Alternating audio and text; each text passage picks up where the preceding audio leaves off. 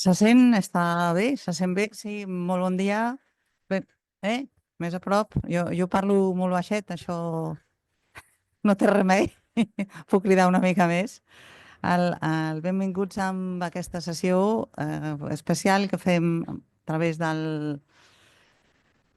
de lo que significa la possibilitat de comptar amb persones que venen, que passen, que estan uns días y que els aprofitem. Y en este caso, pues un saludo muy especial al profesor Sergio Aguayo. Los que habéis venido y habéis podido mirar su trayectoria, yo resumiré mucho, pero tiene una larguísima trayectoria, es muy conocido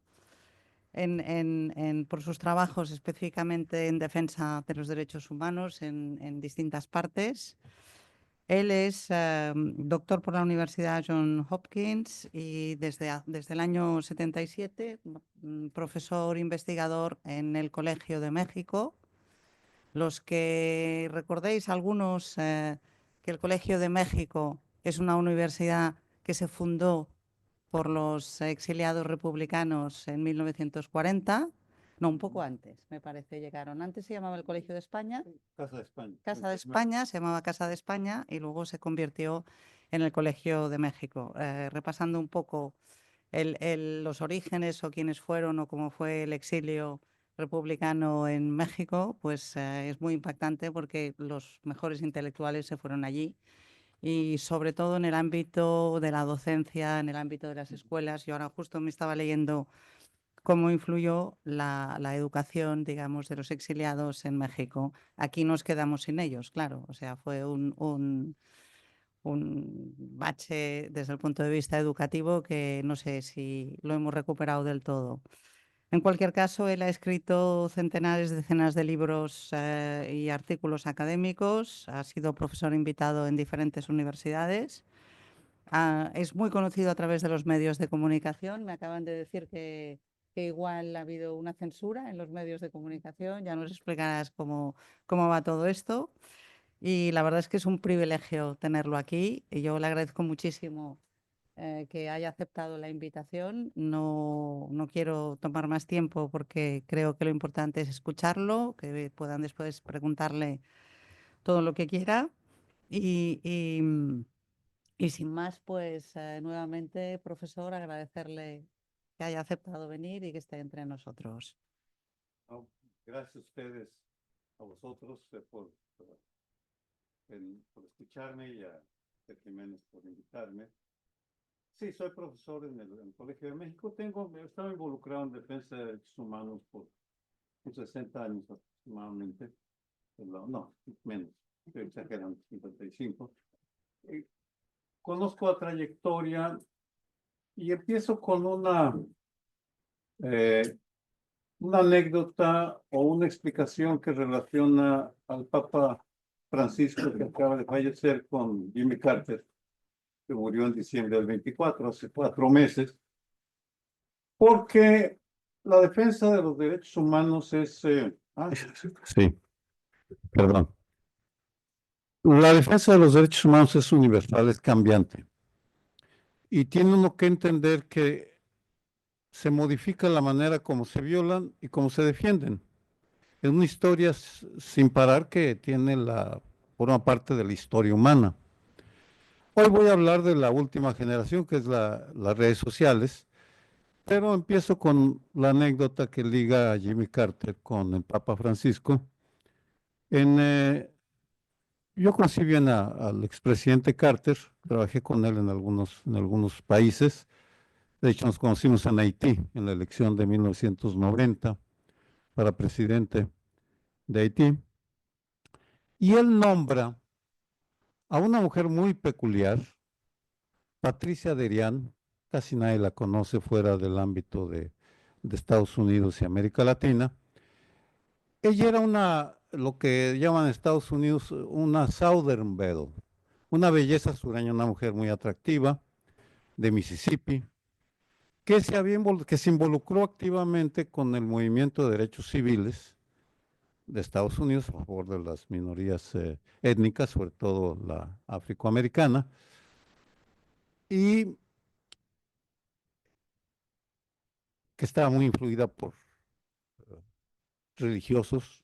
De hecho, la columna vertebral del movimiento de derechos civiles eran pastores, bautistas, presbiterianos, en fin, es una historia que no relato.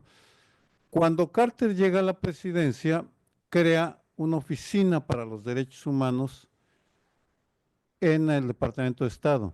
Y la primera coordinadora de esa oficina fue Patricia Derian. Y su primera actividad es ir a Argentina, a la Argentina de los desaparecidos, en donde su llegada provoca una sacudida porque había un silencio cómplice en torno a los desaparecidos de Argentina. Todavía no sabemos si 16,000 o 30,000, depende de la fuente.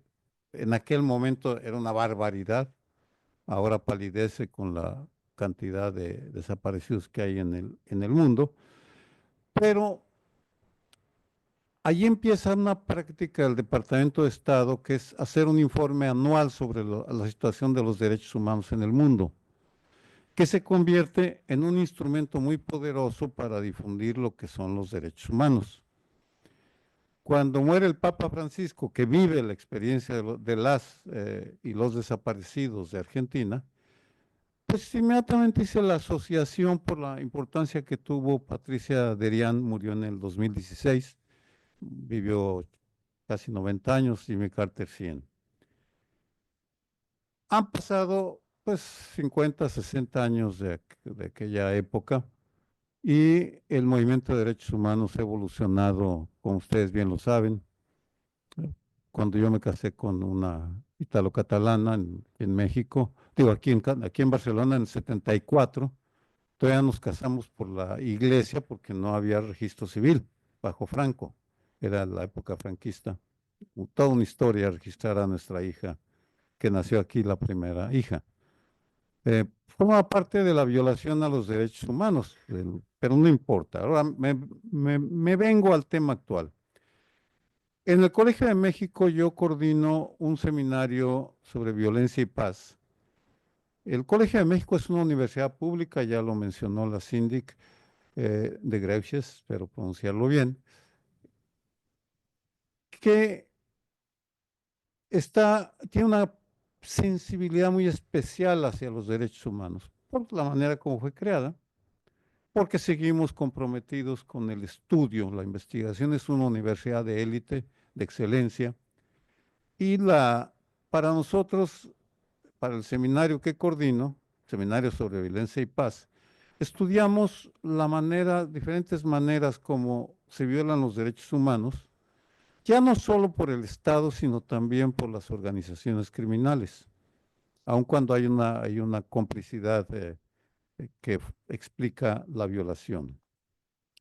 Cuando empezamos a investigar las redes sociales, llevamos ya 4 años investigándolas, nos encontramos con una sorpresa, porque en las redes sociales son un reflejo de lo mejor y lo peor de la condición humana.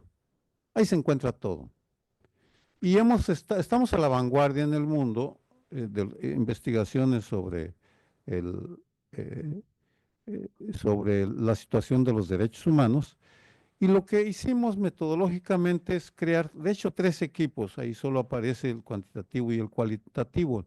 El cuantitativo son los ingenieros de datos, los que se meten a los algoritmos y a las APIs de las tecnológicas para extraer, se llama minería de datos, para sacar los datos. Y luego el cualitativo, que se dedica a armar los contextos que explican las cifras. Les voy a relatar una historia que no se conoce, que es cómo llegamos al informe que se presentó el lunes de Semana Santa, que se lo envía a la síndic y que creo que ya se los va a distribuir, que es el uso de las redes sociales y en particular de TikTok. Cómo se utiliza para reclutar sicarios. ¿Cómo empieza la historia?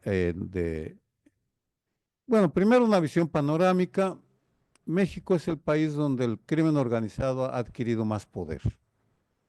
Entre el 83 y el 2024 han sido asesinados 783,000 personas, 784,000. y están desaparecidas o no localizadas 127,000. En Argentina eran 30,000. Ahora aquí ya estamos en 137. Y la política federal ha sido un fracaso. 7 presidentes se han gastado 433,318 millones de dólares en estos años en seguridad y las cifras no paran de crecer.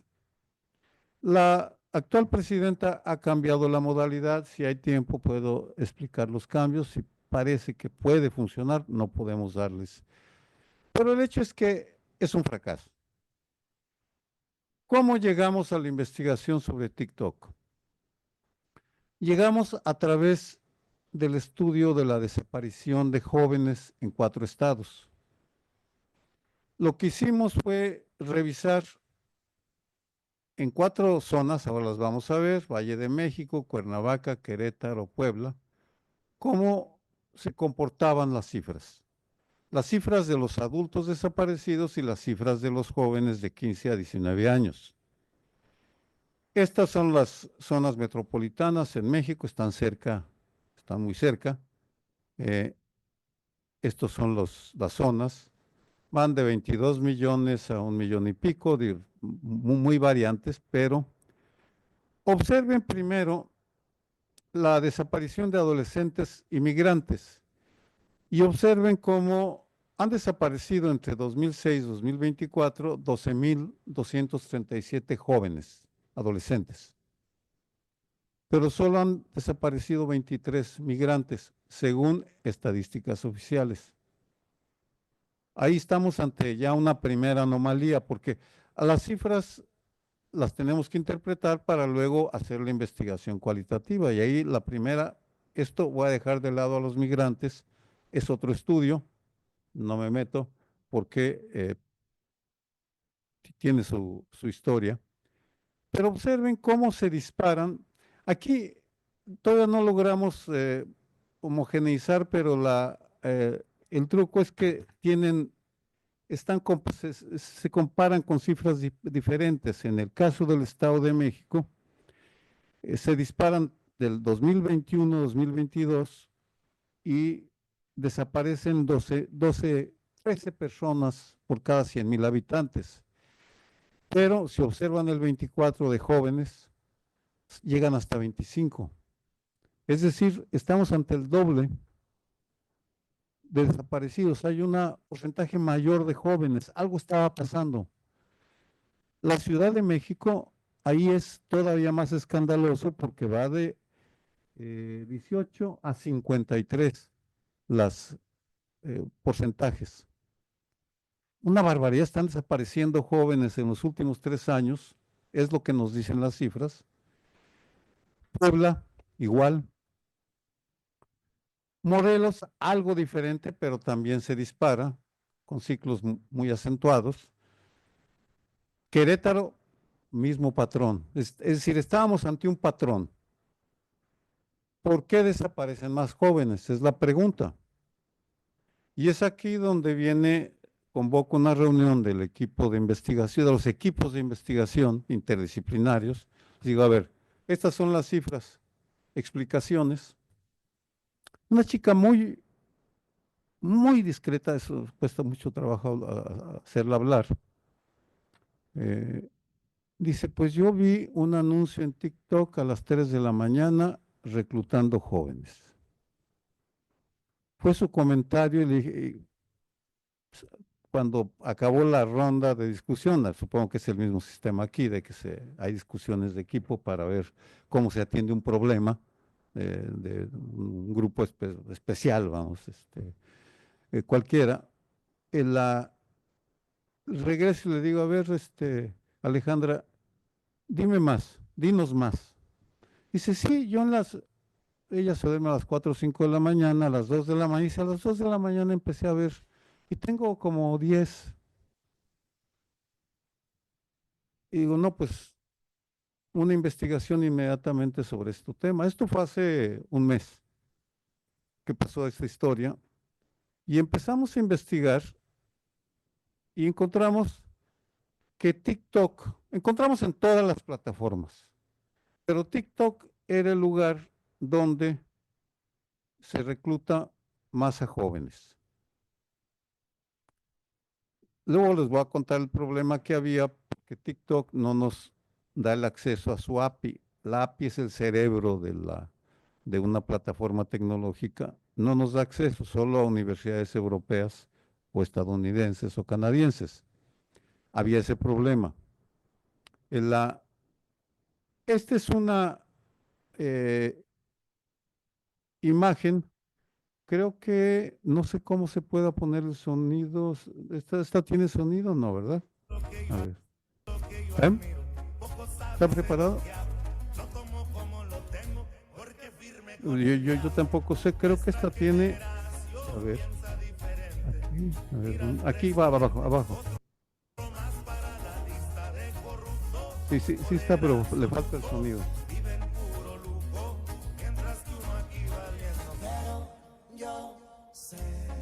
A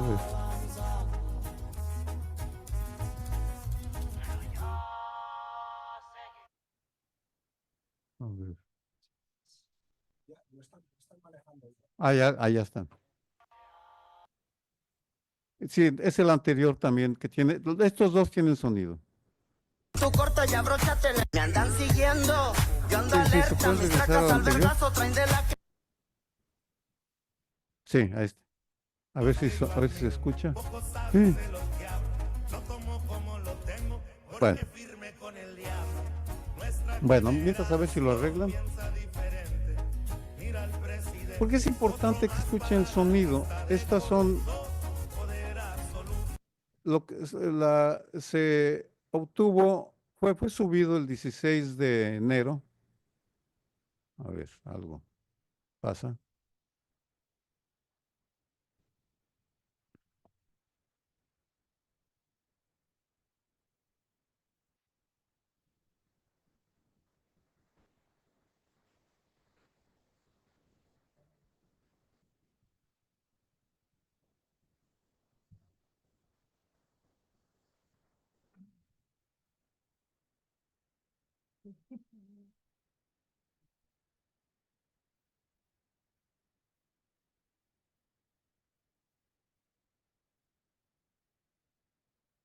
Son los dos primeros solamente. Sí. Nos regresamos atrás a la tabla 15, 16, 16, a la anterior esa. Pongamos el sonido.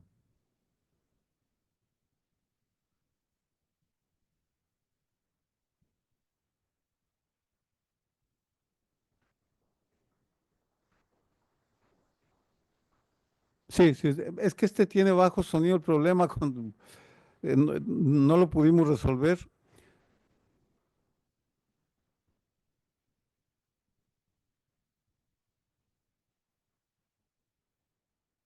Párelo ya, por favor. Lo que les pido que vean es el mensaje. Aquí están un joven, evidentemente, con un emoji en la cara, una camioneta de lujo y luego las cuatro y símbolos, emojis se llaman, que tienen, son las cuatro letras. Eso quiere decir que son el cartel Jalisco Nueva Generación. Y el mensaje, la lealtad se demuestra, no se jura. Ocupo personal realmente interesado, no preguntones que no sepan lo que es lealtad. Este es el sonido acompañado de una música de narcotraficantes. La segunda se va a entender mejor porque estaba mejor el sonido. Pásela, por favor, la siguiente. A ver, voy. No, creo que está ahí. Espera un segundo. Ah, esta está dirigida a migrantes. Y es importante por la forma como están vestidos, con la botella de agua. Todo es una simbología que están usando los criminales para lanzar un mensaje a un grupo social específico. A ver, ahora sí póngalo.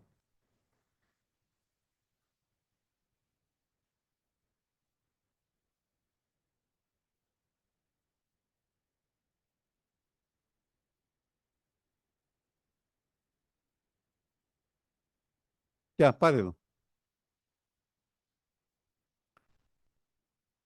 para, no, no, ahí está.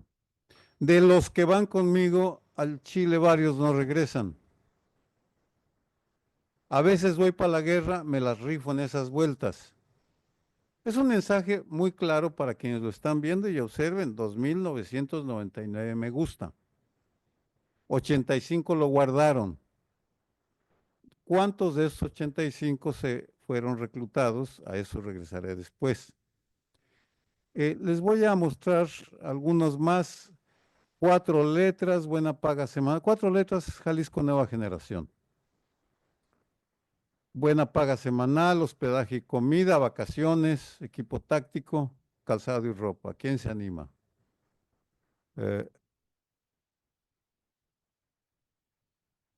Se busca personal que quiera trabajar para las 4, una vez más.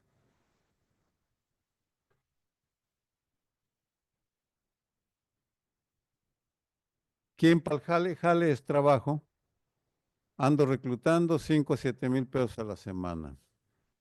Y así, y así podría seguir mostrando, no me detengo demasiado. Este es reclutamiento abierto del cartel de Sinaloa, es diferente. Todas estas son cuentas de reclutamiento. Observen, esto es el equipo bélico, camionetas con una parte superior, adentro está la ametralladora. Recuperamos 100 cuentas en total.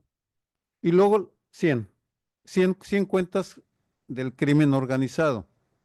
Ahora voy a mostrarles. Y empezamos a hacer un análisis del contenido para poderlas interpretar y encontramos que los emojis son fundamentales en estos mensajes. Esto es para jóvenes. TikTok es para jóvenes. Instagram y TikTok son los que más usados por los jóvenes. Esto fue construido para los jóvenes. Entonces, cada uno de estas imágenes representa algo. Nadie diría que la señal de la pizza, el pedacito de pizza, quiere decir que son la chapiza, los hijos del Chapo Guzmán en la guerra del cartel. Entonces, cuando aparece una pizza, es un mensaje de la chapiza. Cuando aparece un gallo, es el señor de los gallos, el jefe del cartel Jalisco Nueva Generación, que se le conoce como el señor de los gallos. Toda esta simbología la tenemos, bueno, hay más, estos son algunos emojis, ordenados porque eso nos permite identificar con algoritmos más fácilmente los mensajes. Porque hay una guerra o una confrontación entre, en este caso TikTok, que busca bajar cuentas muy explícitas. Cuando diga fentanilo, por ejemplo, la bajan, pero para eso los criminales ponen una imagen o letras o palabras alusivas, pero no son directos. Esta es la función de las cuentas, de las 100 cuentas. El reclutamiento, el 47% de las cuentas, es decir, 47 son dedicadas al reclutamiento. El 31 para propaganda, armas, etcétera. Solo en TikTok. No estamos hablando, luego voy a darles un ejemplo de X o Twitter y de YouTube, solamente para ilustrar la complejidad del tema. En el seminario, redes sociales, estamos investigando 4 temas simultáneamente. Uno es reclutamiento. Sacamos el informe hace 2 semanas, ayer o antier salió la versión en inglés, luego le mandé a la síndica el español, luego le voy a mandar el inglés. Ha causado causó un escándalo en México, evidentemente lo sacamos sin nombres para que no se identificara a los analistas y hemos sido muy cuidadosos porque no sabíamos la reacción, pero ha habido buena reacción del gobierno, afortunadamente. Ya llevaban hace 2 días bajadas 200 cuentas. Porque una forma de defender los derechos humanos, como ustedes saben, es el uso de los medios. Y defender derechos humanos requiere conocimiento. Por tanto, los académicos estamos muy bien entrenados para defender derechos humanos. Sabemos investigar y sabemos asociar, por tanto, podemos hacer buenos informes. Ese es, ahí hay un defensor de derechos humanos tiene que saber investigar. La clave son los casos, o las causas, hay que armarlas muy bien, amarrarlas en hechos, que no te lo refute alguien X, ¿no? Entonces tenemos además de reclutamiento, difamación de personajes públicos, que un ejemplo, esto lo sacamos en 21 y es un estudio comparando el trato en Twitter entonces de la primera dama, Beatriz Gutiérrez Müller, esposa de Andrés Manuel López Obrador, y de Denise Dresser, una crítica muy feroz de López Obrador. Encontramos que el 95% de las críticas eran por su condición de mujer, no por razones ideológicas. En redes critica a la mujer por ser mujer, simplemente, vamos, hay una constante. Esta es una vertiente. Otra es, otra vertiente es la compraventa ilegal de armas. Esta es un anuncio en Facebook. Observen 7 letras. Me llegaron juguetes nuevos, en caja, con silencio y equipados. Son armas. En el código, si ustedes quieren un arma, se comunica con 7 letras, le mandan un mensaje y ya se la entregan en su caja, en la Ciudad de México, en donde sea, se la llevan a su casa. Una Barrett 50, quienes conozcan de armas, pues es una de las más letales, también se la entregan en su casa, granadas, lo que quieran. Eso también lo estamos estudiando extorsión y luego estamos una quinta categoría que estamos buscando ahora con otro programa, el de ciencia de datos del colegio, a una postdoctoral, un estudiante, hombre-mujer, postdoctoral para estudiar la cultura de la violencia en YouTube.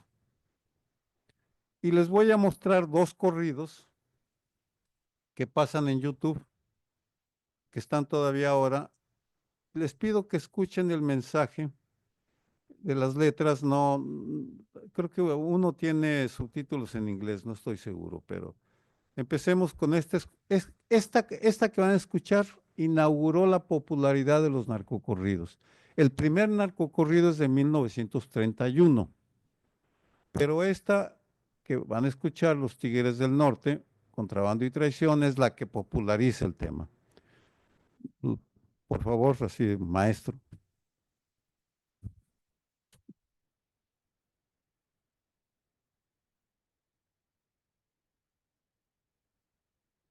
Muy bien.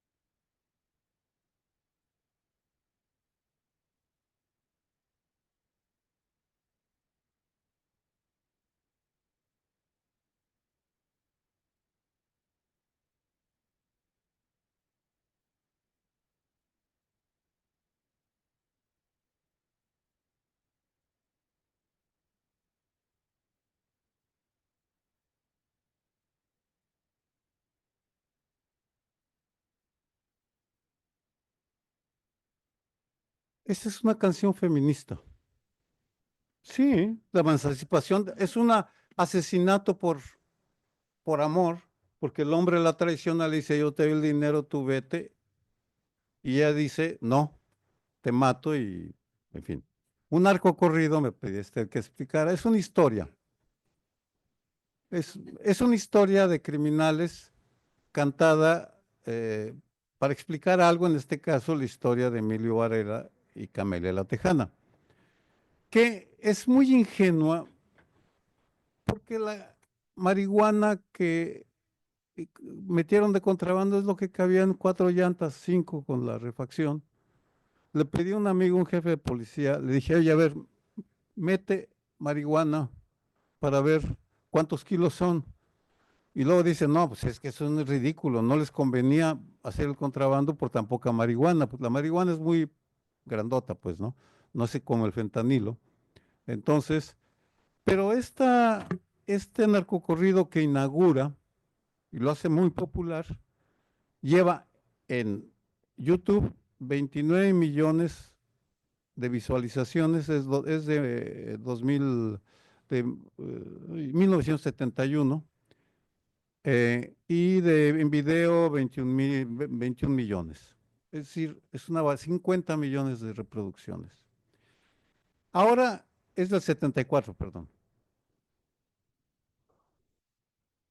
Esta que vamos a ver tiene 25 millones de visualizaciones al día y fue esta semana.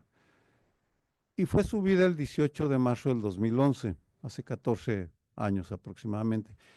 Escuchen el cambio de temática, el lenguaje, para que entiendan el incremento en la violencia y el incremento en las desapariciones, porque la cultura refleja lo que pasa con una sociedad.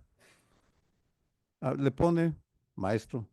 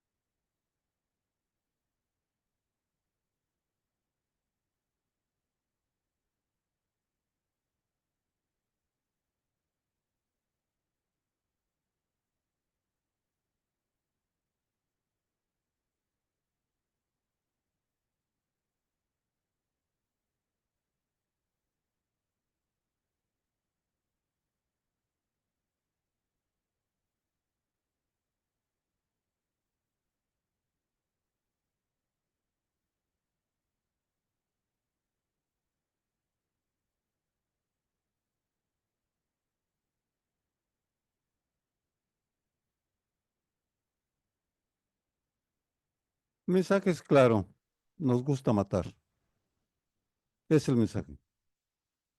Y explican cómo, y en fin, ¿no? Muy explícito, lleno de simbología, cada uno, por ejemplo, los buchones de Culiacán, ¿qué quiere decir? Que en Culiacán les gusta el whisky Buchanan's. Entonces, a las mujeres de los narcos se les conoce como buchonas y a ellos como buchones. Y un grupo se llama Los Buchones de Sinaloa o de Culiacán, creo. En fin, en este viaje estuve una semana en Inglaterra, en este foro mundial que se dedica cada año a discutir los grandes problemas mundiales. Lo convoca un multimillonario californiano, no importa, en la Universidad de Oxford, 1.300 académicos, empresarios, filántropos, activistas. Uno de los grandes problemas es el de la inteligencia artificial y la innovación digital. En- Participé en esta reunión y estaba ahí la directora del impacto social de Google. YouTube es propiedad de Google. Entonces, a la hora de la discusión, porque son foros pequeños relativamente, simultáneamente hay muchos, le planteé abiertamente a la señora, a la doctora Hoyer, le dije, oiga, ¿por qué toleran la cultura de la violencia? Porque ustedes están permitiendo que se difunda una, eh, bueno, está Jorge Luis Borges y están todo tipo de cosas padrísimas en YouTube, pero también están una cultura de la violencia que nos lastima a sociedades. Bueno, no le gustó, pero lo conversamos y vamos a tener otra plática porque la investigación requiere de dialogar con las tecnológicas. No me meto en eso porque creo que ya hay tiempo, que ya no hay tiempo. En fin,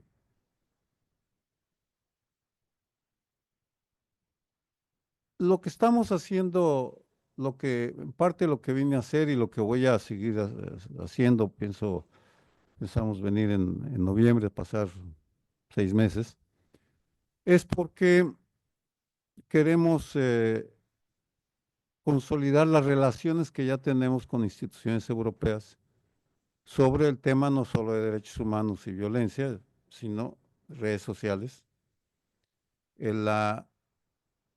Para eso estamos firmando un convenio con la Universidad Carlos III, con una profesora, María Luengo, no sé si la ubiquen. Ella dirige una red de 175 académicos europeos que investigan polarización, no solo el tema de la violencia, aquí es uso de redes para reclutar, pero también está difamación en elecciones, todo eso lo hemos estudiado. Y nuestra intención es tener relaciones con diferentes instituciones dependiendo del tema.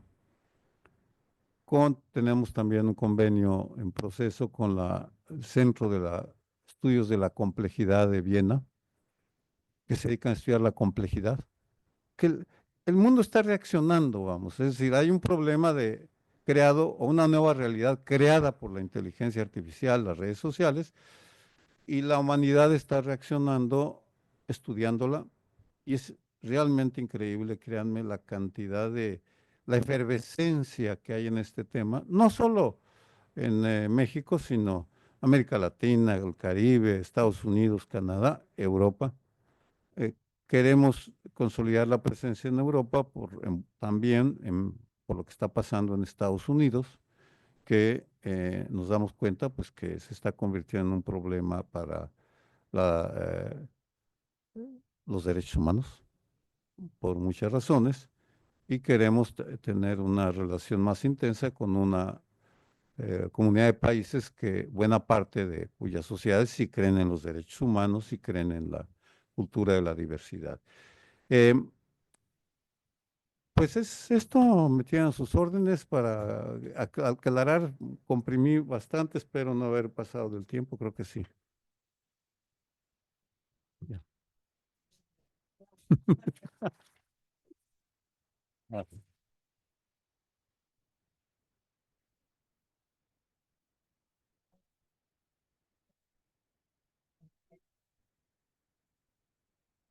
abrimos un turno de debate. Yo tengo un montón de cosas apuntadas, pero sobre todo me venía permanentemente la impunidad en las redes sociales. Es decir, la impunidad ya es un problema en algunos países, como hemos comentado antes, específicos, es que la impunidad en las redes sociales es total, ¿no? Entonces, muchos de nosotros más, pues con conceptos más jurídicos, dices, ¿y cómo se lucha contra esto? ¿Dónde quedan aparcadas todas las teorías tradicionales de la lucha contra la impunidad, ¿no? Es una de las reflexiones, ¿eh?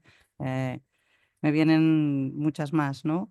Pero les dejo a ustedes la palabra. Yo le he dicho que después le preguntaría dos cosas cuando ya estén cansados del todo. Así que, ¿alguno de ustedes que quiera intervenir?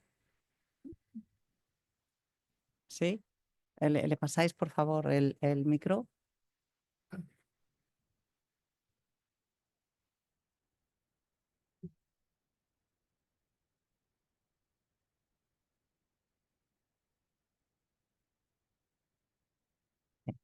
Gracias, profesor. Soy Josep Arasa, sociólogo, y hay una pregunta que me viene en mente. Una sería, ¿la alternativa es condicionar las redes sociales o la alternativa se nos viene por la solución Bukele en El Salvador? ¿Hay alguna solución intermedia? Sí. ¿Respondo ahora o espero? No, respondes, sí. Bueno, se Si hay relacionan, muchas, las acumulamos y tenemos todavía un cierto tiempo, pues las vamos haciendo así. Estaba pedida otra palabra y después tú, Jordi, allí, perdón. No, no, pero contesta primero. Luego es igual. Luego de hecho es la misma pregunta que planteó la Cindy que se hace. Primero entender de qué estamos hablando. ¿Cuál es la lógica de quienes violan los derechos humanos? Quienes las usan las redes sociales para difamar. Una vez que uno lo entiende, por ejemplo, difamación, eh, ya tenemos identificado la metodología que siguen. Hay empresas, es un negocio multimillonario, el del odio. Te paga para que difamen a su contrincante en la política o a la esposa o al quien sea. Y entonces lo difaman con un método. Es entenderlo y aquí hay dos formas. Una, escribir directamente o hablar directamente con la red, con la tecnológica, que sí hay una gran laxitud que ha crecido con la adquisición de Twitter por Elon Musk y con la llegada de Trump. Hay un relajamiento en los códigos de ética. Había grupos grandes que filtraban el contenido, ahora los han reducido al mínimo. Esa es una posibilidad. La otra es estar en relación con las policías cibernéticas que hay en todos los países, cuando es el caso abiertamente ilegal. Vamos, porque aquí choca con la libertad de expresión. Yo entiendo el dilema grande es el choque. Y lo que estamos trabajando ahora, vamos a lanzar un proyecto piloto, tal vez en varios estados, para combatir con mensajes alternativos, lo cual requiere la incorporación de especialistas en lenguaje juvenil y armar contenidos que sean adecuados, así como hablo de los criminales. En el caso de la difamación, cada caso es diferente, pero hay que dar la pelea. A eso me refería inicialmente. La defensa de los derechos humanos tiene que actualizarse permanentemente y en estos momentos requiere conocer tecnología como no hacía falta hace 50 años, por ejemplo, en lo cual en Argentina pues era marchar cada jueves las madres de la Plaza de Mayo y el círculo para que no las detuvieran. A eso se reducía la lucha. Luego documentar los casos, en fin. Aquí ya entran instituciones como la de Patricia Derian o organizaciones de derechos humanos. Hay múltiples formas. Lo único que no creo que debo ignorar es que estamos ante un problema nuevo, que no está bien entendido y en el cual hay centros de investigación ya en todo el mundo que están afortunadamente trabajando en estos temas. Hola, buenas tardes, profesor Aguayo. Soy Ignacio Pérez, profesor de la Católica de Ávila. Sí. Quería preguntarle acerca de la luz que ha dejado en la oscuridad, diciendo al inicio de la cantidad del dinero que se había estado usando o mal usando para generar seguridad, y que ahora pensaba que podía haber, que se estaban haciendo o se podían estar empezando a hacer las cosas bien. ¿Qué quería decir con eso? Bien. Depende del país, es el instrumento de lucha contra el crimen organizado. En Estados Unidos, por ejemplo, fueron el cambio de leyes, las leyes RICO, aprobados en 1971. Sí. En Italia, en Sicilia, la combate a la Cosa Nostra fueron los jueces. En el caso de México, quien ha fracasado rotundamente han sido los 7 presidentes y el gobierno federal. No han sido capaces de encontrar la fórmula. Me llevaría bastante tiempo explicar cada caso de cada uno de los 7 presidentes. Sin embargo, en el seminario investigamos lo que pasa en las localidades. La comunidad sería el equivalente a la comunidad de Cataluña o un estado o un municipio. Y ahí se encuentran historias de éxito. Lo mismo que en Italia, Palermo es una historia de éxito frente a otras ciudades que no son tan afortunadas como Palermo, por una historia propia de Palermo.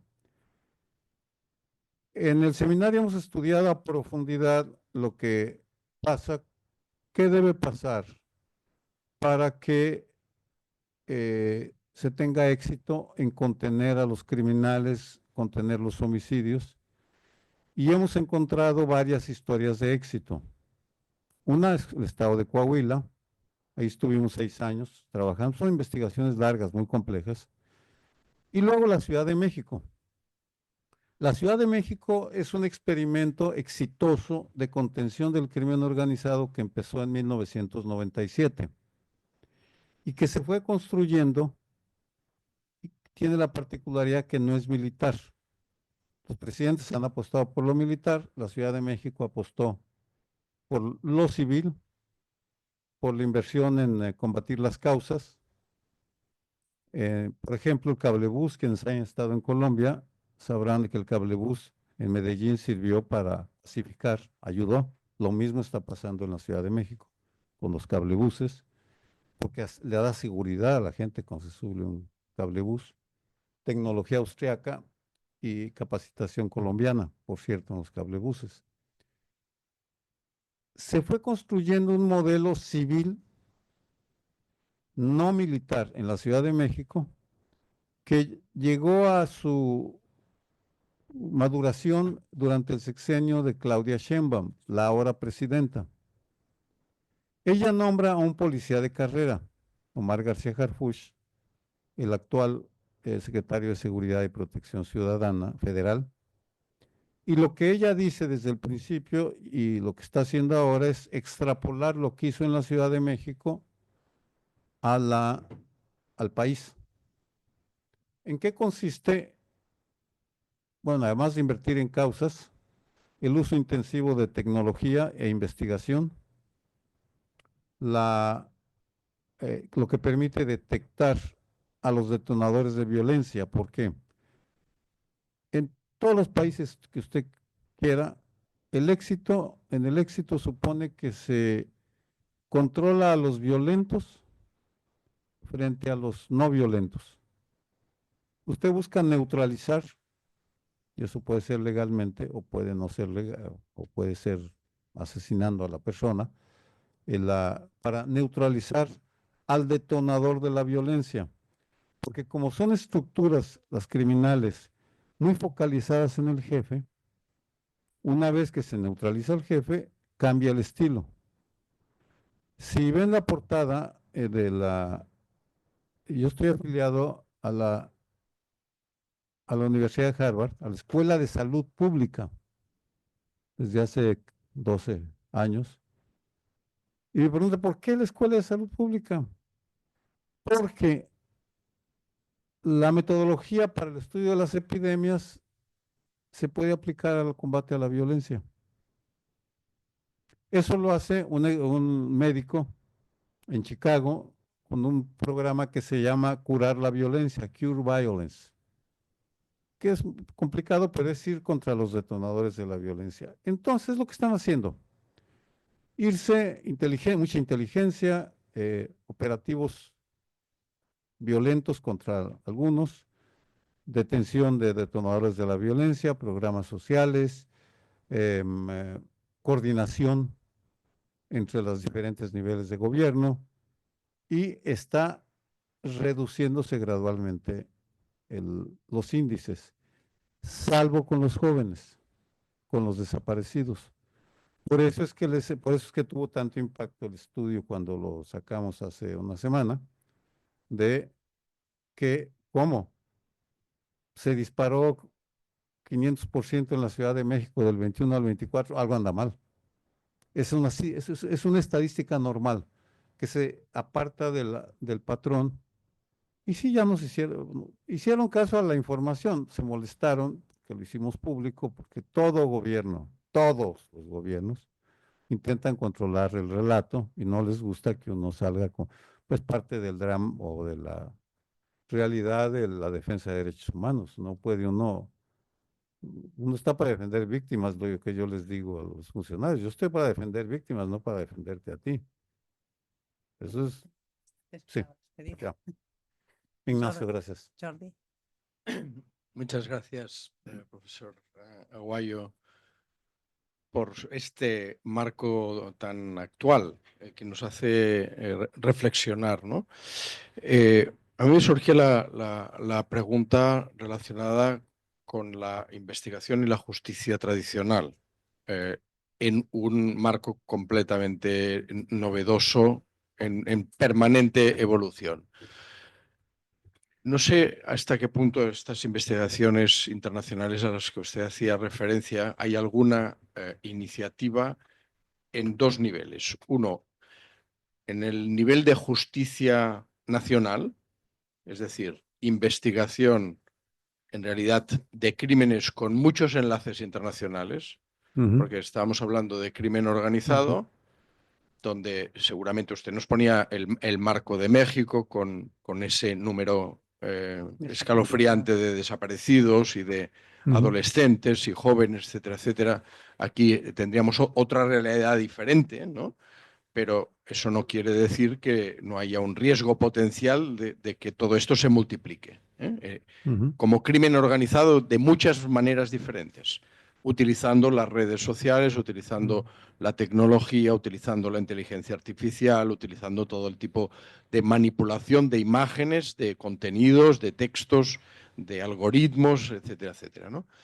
Entonces, en este caso, ¿qué capacidades nuevas se están investigando o implementando para investigar por parte de las justicias nacionales estos crímenes que tienen esas redes internacionales? Y lo pongo a estos dos niveles dentro de la justicia nacional. Cuando hablamos de crimen organizado, no hablamos de una sociedad mercantil. Estamos hablando de un grupo de personas que no tienen una estructura creada, estructura mercantil creada, no tienen una sociedad y por lo tanto no se puede desprender responsabilidad penal de la persona jurídica porque no existe, pero está claro que hay una organización de personas que están planteando y ejecutando acciones criminales a todos los niveles, incluyendo asesinatos y muertes con armas en concreto, y estamos hablando de miles de personas. Pero para eso se hace conjuntamente Ujú. con titulares que son empresas mercantiles multinacionales, como puede ser Google, TikTok, etcétera, etcétera, que eso sí que son empresas estructuradas. Ujú. Eso sí que tienen un CEO, tienen un responsable de marketing, tienen un responsable de financiación, tienen un responsable estratégico, etcétera, etcétera, que pueden ser investigados y juzgados como colaboradores necesarios de la organización de ese crimen organizado no sistemático no estructurado, por decirlo de alguna manera. No sé hasta a este nivel si hay investigaciones de implementación de criterios de justicia universal y de justicia internacional relacionado con esa madeja compleja. Y la segunda, más simple, digamos, de formulación, seguramente más compleja todavía de respuesta, es si hay algún planteamiento nuevo de tratado internacional de investigación y colaboración y enjuiciamiento de esos crímenes a nivel internacional, o a lo mejor a través de algún tribunal internacional permanente. Muy buenas preguntas, en fin, muy complejas. Respondo. Este es un esfuerzo internacional. La investigación que les presenté se hizo gracias al convenio que tenemos con la Universidad Northeastern de Boston, a su laboratorio de análisis de datos, porque ellos sí tienen acceso a la API de TikTok. Entonces, el convenio le dijimos, nosotros les pedimos que investiguen esta cuenta. Y ellos nos iban dando la información a medida que le iban sacando y nosotros la analizábamos. Todo esto se hizo, la investigación se hizo en 2 semanas porque ya tenemos a la gente entrenada y ya sabemos a quién recurrir. Eso nos lleva a un segundo paso que tiene que ver con la justicia. La prefiguración de un delito, lo cual supone buscar las relaciones de causalidad entre el reclamo propagandístico de te quiero reclutar. Tenemos que ver quiénes respondieron y luego identificar a algún joven desaparecido o asesinado. Y eso se hace de varias maneras. La simplifico. Hay que dar un paso adelante en la API y entonces ver uno de los mensajes, quiénes lo descargaron, y nos vamos y construimos las redes, estas redes de interacciones, y entonces nos vamos a rescatar los mensajes hasta que detectamos fulano de tal. Fue reclutado. Como nadie pone su nombre en ese mundo, hay que buscar métodos para saberlo, lo que me lleva al trabajo de campo. Uno va con las madres de buscadores, así se llaman buscadoras, personas buscadoras. La mayoría son mujeres, pero también hay hombres. Y se les dice, a ver, tu desaparecido, ¿cuántos años tenía? Ya 17, califica. ¿Cómo desapareció? Bueno, pues en tal lado, es lo último que sabemos, estaba en la central camionera. ¿Qué red social veía, etcétera? Y entonces nos vamos a entrevistar. Segundo paso, vamos a las cárceles juveniles. Entrevistamos a un sicario que fue, ¿cómo te reclutaron? Y así se va uno construyendo casos. Supongamos que ya detectamos a alguien que mataron. Entonces, con esa información mataron al joven José Godínez en tal momento con una bala y hay que buscar que se localice el arma. Con esa arma, uno va con la fiscalía, decirle, pide el E-Trace. El E-Trace es un sistema que tiene alcohol, tabaco y armas de fuego y explosivos, que es una oficina del gobierno de Estados Unidos, y que te dice, esta arma fue vendida en El Paso, Texas, en tal armería.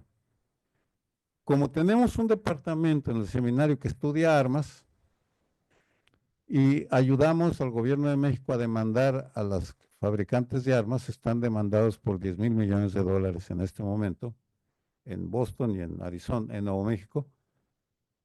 Y entonces decimos, tenemos este caso, vamos con estoy imaginándome, pero eso todavía no se hace, es lo que vamos a hacer. Entonces vamos con el padre y la madre, decimos, ya sabemos que su hijo respondió a un anuncio de TikTok, ya sabemos que lo mataron con un arma hecha en Estados Unidos. ¿Quieres que demandemos a tu nombre a TikTok, a Google, a tal empresa y a la armería? Y ya depende, algunos dicen que sí, otros dicen que no, tienen miedo, eso ya depende, esa es la historia. Por eso es tan lento defender derechos humanos. Pero sí, la colaboración internacional es indispensable. Perdón. No, José Luis Romero, Tony, a ver si me acuerdo, me voy a poner. Uno, primero tú, sí, perdón, aquí. Aquí, después Tony, después tú y después ahí. En primer lugar, doctor Aguayo, muchas gracias. Personalmente considero que ha sido una exposición brillante, honestamente, y además aporta una cantidad de datos que en la distancia, desde aquí, pues son fáciles de que nosotros los podamos calibrar. Mire, curiosamente, en el mes de febrero tuve oportunidad de estar en México. Fuimos a hacer una prospección de mercado y obviamos Ciudad de México por alguna de las razones que apuntaba usted, y visitamos ciudades que están muy cerca de la frontera. Concretamente fuimos a la Baja California, Mexicali, San Miguel de Allende, Ensenada, Tijuana. Y es curioso que una vez que estás allí, te das cuenta, lo he podido comprobar ahora a través de sus explicaciones y de los vídeos, que esos mensajes que nos aportaba usted son mensajes muy inteligentes. Son mensajes que son capaces de combinar la cultura con el ardor guerrero, con el amor a la madre, la fidelidad y además de todo eso, unos símbolos religiosos que es difícil que jóvenes que no tienen cultura, porque me va a permitir una opinión, creo que a quienes van dirigidos esos mensajes no son precisamente universitarios, o al menos yo he tenido oportunidad de verlo allí. Si no, pues la Cindy, que habitualmente ha viajado durante muchos años a México y seguramente viajará ahora, posiblemente esté de acuerdo conmigo. Pero ese nivel cultural, yo creo que es una de las bases por las que, además de que la señora Sheinbaum lo esté haciendo relativamente bien, pequeño paréntesis, yo no soy de Morena, soy más bien alejado a Morena, pero reconozco que está teniendo una posición muy firme delante del señor Trump y otros. Pero bien, si no se corrige al mismo tiempo, si no se corrige la parte social a la que va dirigida, junto con los ataques que se puedan hacer o a TikTok o con las medidas de prevención que podamos poner en las redes, yo creo, con toda la modestia, que va a ser muy complicado erradicar ese tema. No sé si está de acuerdo y bueno, muchísimas gracias. Bueno, yo creo que por el tiempo casi que Sí. hacemos todas las preguntas, Tony Comas, luego tú y después Tarrasa. Bueno, aquí mismo, sí. Sí, Después Tony y tú. se refirió usted al caso de Colombia, al aéreo de Medellín. Efectivamente, el aéreo de Medellín dicen que solucionó mucho parte de la violencia de Medellín. La Comuna 13, que era una zona donde no se podía visitar, era muy peligroso, era muy difícil visitar. Claro. Ahora se visitan normalmente a unas horas Claro. diurna, porque básicamente me dicen, porque la seguridad fue traspasada Sí. a los narcos. O sea, son ellos que hacen el control, digamos, policial o de seguridad en la zona.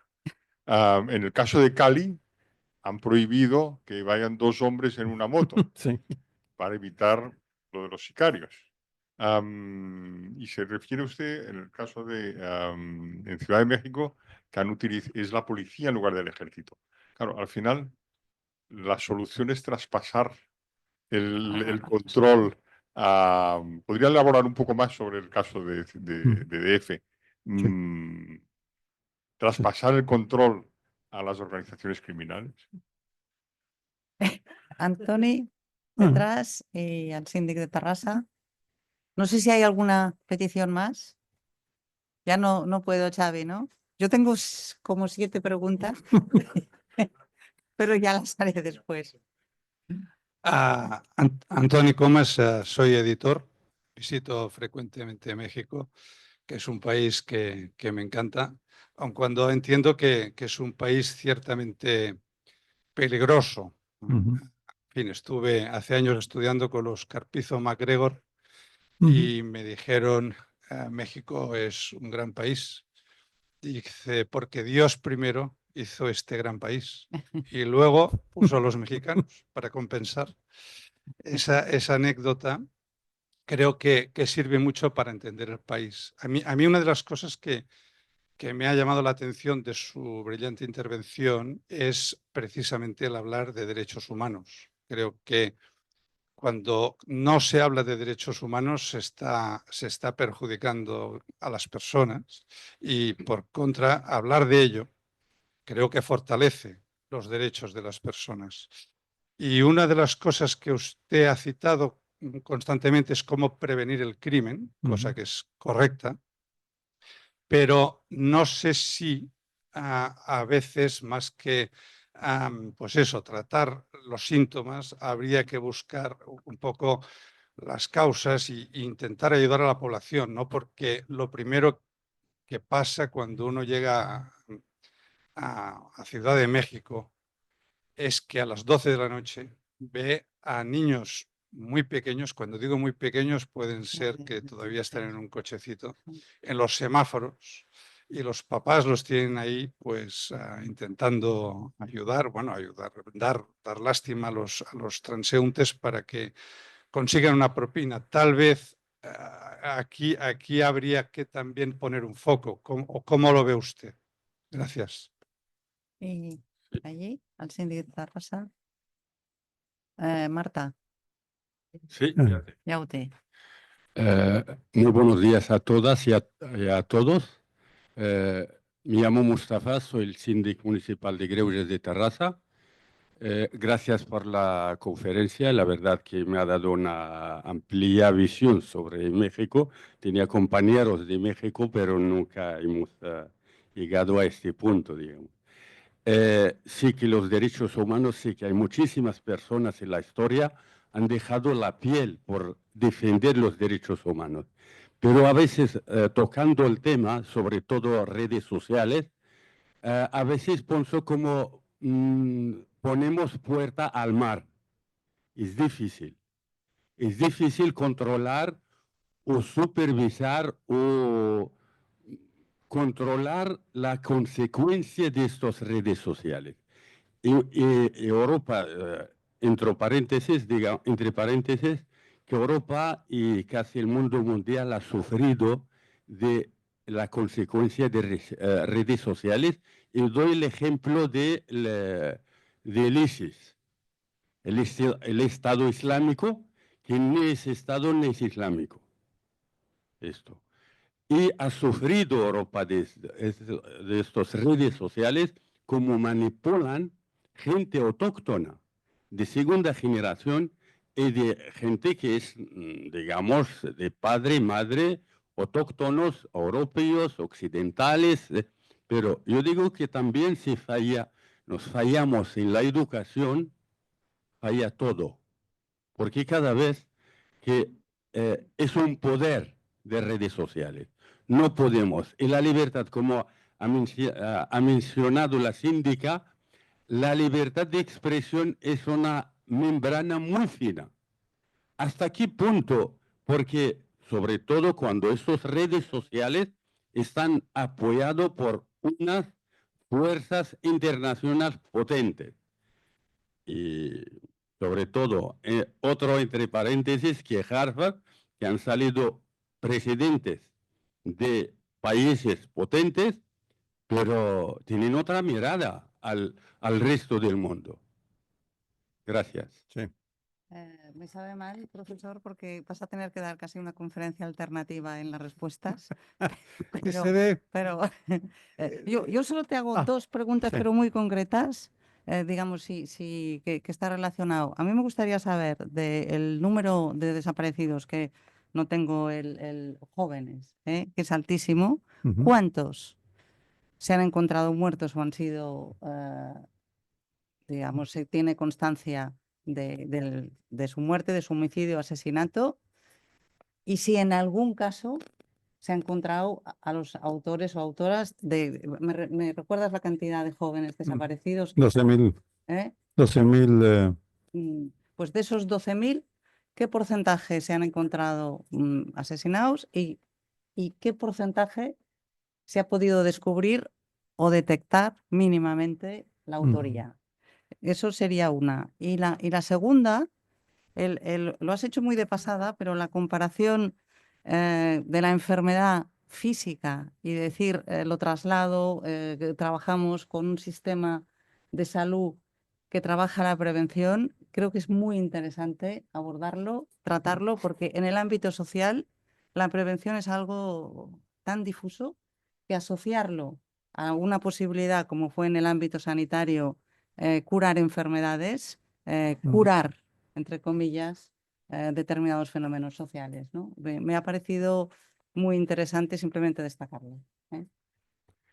Bien, seré lo más breve posible. Primero, yo soy un académico y por tanto no, atrás de esta presentación está un cuerpo teórico, metodológico, que puedo explicarles. Los explico brevemente para que entiendan. En el seminario, soy el coordinador, estudiamos 4 vertientes. Una, los criminales. Tenemos que entender a los criminales. 2, al Estado, con sus diferencias, es lo mismo. Tercero, a la sociedad. Porque contener el crimen organizado requiere trabajar con la sociedad. 6 grupos son los claves para si se involucran, hay solución. Y la comunidad internacional. Siempre partimos de eso. Cada fenómeno, y lo que estudiamos es la manera como interactúan las 4 vertientes. Y lo desagregamos en estudios de caso. Los estudios de caso son los que nos dan, que pueden ser desde un fenómeno, desaparición.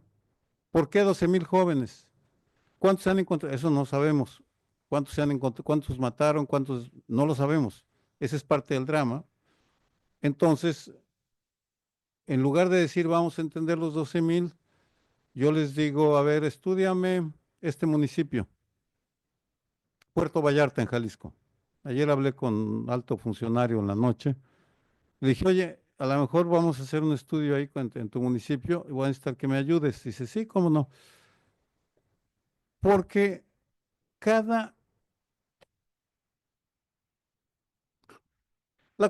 hay una fascinación del humano con la violencia. Partamos de eso.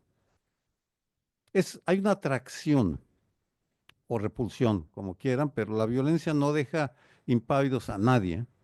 Hay que entenderla. Hay que saber, y lo cual requiere no solo, ¿por qué la epidemia? Pues muy sencillo, porque forma parte de la definición de violencia de la Organización Mundial de la Salud. Es un campo de estudio. Depende la disciplina, es la terminología y es lo que, si vamos a hablar de cárceles de personas privadas de la libertad, pues es una metodología diferente la que se aplica para trabajar con ellos, para entrevistarlos, etcétera. Tenemos, además de los de tiempo completo, tenemos especialistas a los que contratamos tú te metes a este barrio a investigar este tema. Es el estudio de caso siempre el que nos ayuda. Este es un estudio de caso que nos va a llevar por diferentes caminos. Mi función es estar junto con otros, por supuesto, no yo solo, no, sino estar discutiendo, oye, esto no me está convenciendo, y esto de México y de Estado y del mundo, reuniones por Zoom son constantes, estamos discutiendo un tema, preparamos el tema, entonces pues vamos a discutirlo. Por supuesto que es difícil meterse a manejar millones de mensajes, pero no es imposible. Si uno tiene la tecnología y existe, cuesta mucho, son investigaciones muy caras, pero uno puede comprar un software, por ejemplo, para ver una cuenta difamadora, en qué parte de la ciudad está, para ubicar incluso la oficina desde donde se está difamando, porque si uno quiere, no es lo mismo sacar una información con la dirección, decir, en tal centro se reúne un grupo a difamar, y te difamaron a ti, y le paga fulano de tal.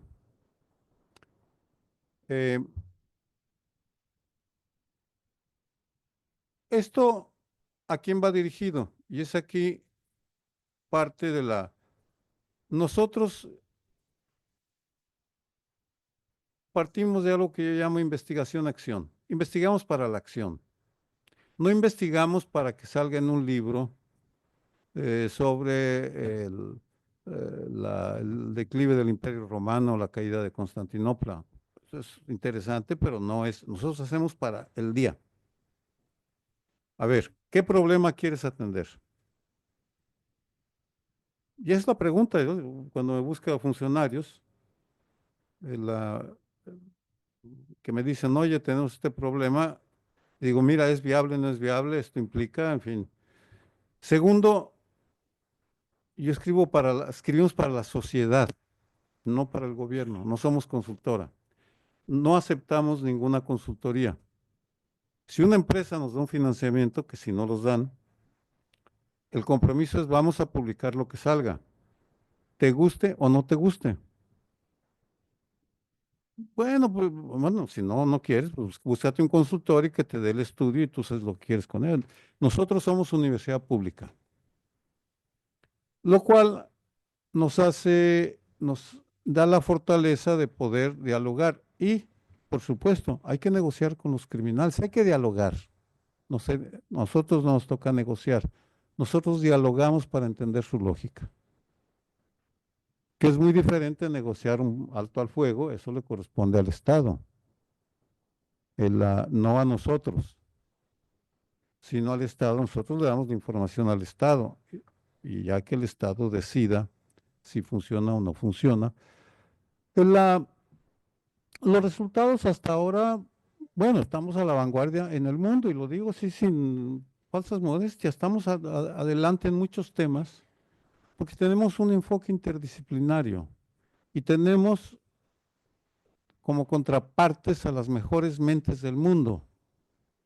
Si quisiéramos hacer una investigación en España, posiblemente la vayamos a hacer, o en Europa, buscaríamos una contraparte para trabajar con la contraparte, no nosotros nosotros no llevamos, no somos apóstoles de la guerra contra la violencia, pero sí conocemos lo que hacemos y podemos dialogar con un grupo de investigación para llegar a un acuerdo.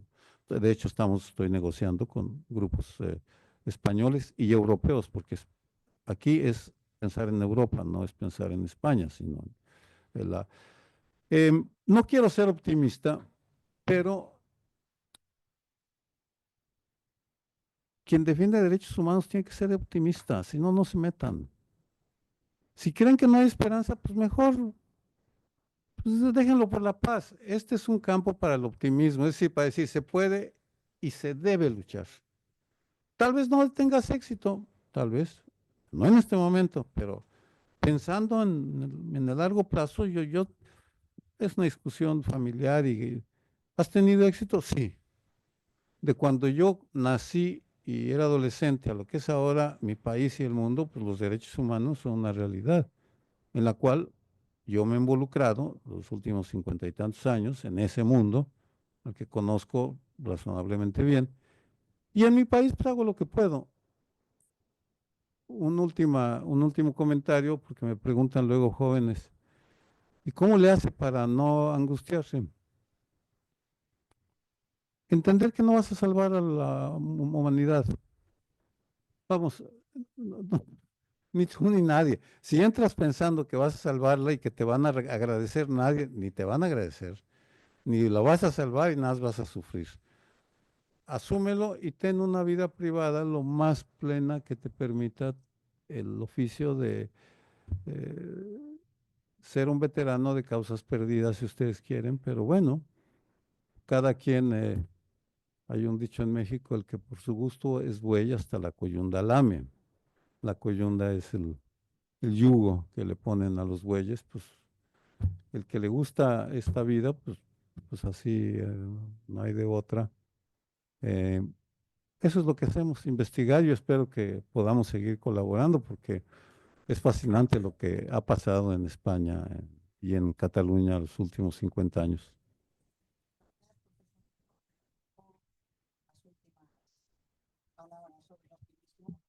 Nosotros decimos aquí, bueno, que estamos en una institución que nunca nos llega una buena noticia. Y todo lo que nos llega es que ha ido mal. Y en todo caso, la buena noticia es que se puede empezar a solucionar algunos de los problemas que nos llegan. Pero ya el daño ya se ha producido. Es decir, y sin embargo, pues si no tuviéramos ese optimismo, esta creencia en los derechos humanos, ese pensar no iluso. Perdón. ¿Me han oído o no? No, porque volverlo a repetir ni hablar. Ya no te va a salir tan bien. No, pero volviendo a la idea, ¿no? O sea, el mundo realista, y hay muchas de las personas que conozco aquí, pues que se han dedicado profundamente a los temas sociales, a los compromisos, sea académicos, sea directamente, sea a través de la política, sea a través de determinadas instituciones, pues lo que nos mueve es esa esperanza no ilusa de que vamos a cambiar el mundo, sino las pequeñas parcelas que cada uno dentro de sus posibilidades tiene de hacerlo. Entonces, no es vamos de lo macro a lo mínimo, pero yo creo que esa posible esperanza, esa creencia, ese valor de los derechos humanos transversales es lo que a toda la sala de los presentes aquí, los que no pueden estar, a usted y a mí misma, pues nos mueve y nos acompaña. Així que muchas gracias por compartir hoy, muchas gracias a vosaltres per ser-hi avui aquí. És un auditori molt ric i moltes persones i molt plural i per tant ens sentim molt contents d'aquest camí que hem agafat i que hem començat entre tots. Moltes gràcies.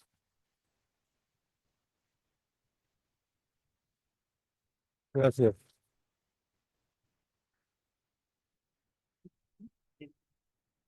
No. Coincido contigo totalmente. Ay, gracias a usted.